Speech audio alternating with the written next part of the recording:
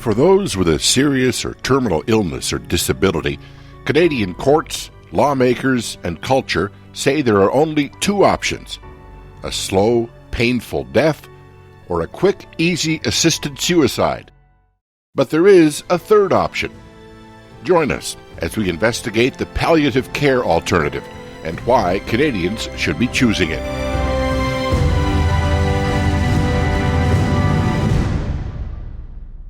Our investigation of palliative care has resulted in interesting conversations with remarkable people: seniors, people with extreme disabilities, family members of people with debilitating diseases, and professionals who are there to help. Our team touches base with another palliative nurse to hear more about hospice care. Helen Van Dyk from Vineland, Ontario. I'm the staff nurse there. I work with PSW. The two of us take care of our residents. Helen described the residential hospice where she works and how this place of shelter changes perspectives on end-of-life care. It's a very calm and peaceful place, and family are totally involved, and they can be involved in care or not, and they can come anytime. So again, very home-like. We want to really maintain that. In hospice care, you consider the whole person. It's really important what they're going through emotionally, mentally, providing pastoral care when they need it, doing some memory work, whether it's creating albums or making songs with family or singing together or providing those memories. It's so crucial to them. We have a kitchen and areas to go to. Everyone has their own room. I take care of all the meds that I give them, any treatments, support them in any way, encourage them to do active things, to be involved in living to the end. Anybody who comes to us from hospital are so grateful just to be in this wonderful home-like setting, have time with their family in whatever capacity.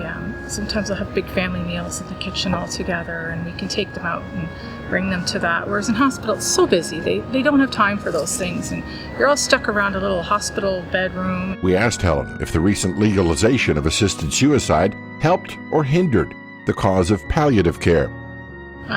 I think the legalized assisted suicide is definitely taking away from palliative care, because funding is already, I think we've seen it shifting from palliative care. We're hearing that you're just not getting quite the funding for it. Communities have to step up. Our particular hospice is about 60% is funding is from the community and 40% from the government. And it's a service we offer free. It's a shift in thinking too, and really in a sense it almost minimalizes what I'm doing as a palliative care nurse. Yours isn't good enough. We need to do the assisted suicide. And I think most people just don't even realize what palliative care is and what we can help them through or what we can do for them. They need to go visit hospices and see what's going on, or get involved and be a volunteer. I think it's a great way too to know what's out there. I think it's the answer to assisted suicide, is just have better palliative care. It's grown immensely in our area, and it's been great to see because it involves the whole community. Volunteers work at our hospice, they're part of it all, they visit. Even as we describe palliative care to others, many advocates for assisted suicide still cling to the question of ending pain through assisted suicide. So what about that? Usually I answer, I'm here for you. I'm going to help you through whatever conditions or symptoms you have. We're going to help you manage it. The doctors are ready to be here on hand for you. So, we're with you. You don't need to be alone or scared of what's going to happen. And I think that a lot of the time, just knowing that they have that support for even the unknown, that there's something ready for them, helps. A lot of people who have fears of a long, lingering illness, that pain will be an issue, I think I would say to them, so much of that can be controlled. You would be amazed at the treatments that are available. So don't think that you have to suffer through all of that. That's why we're there. We are experts. We've learned a lot about palliative care and different medical treatments. So we're there to support them 24/7 in that. And sometimes when those treatments help and you are not burdened by that part of the illness, then you can really enjoy a life.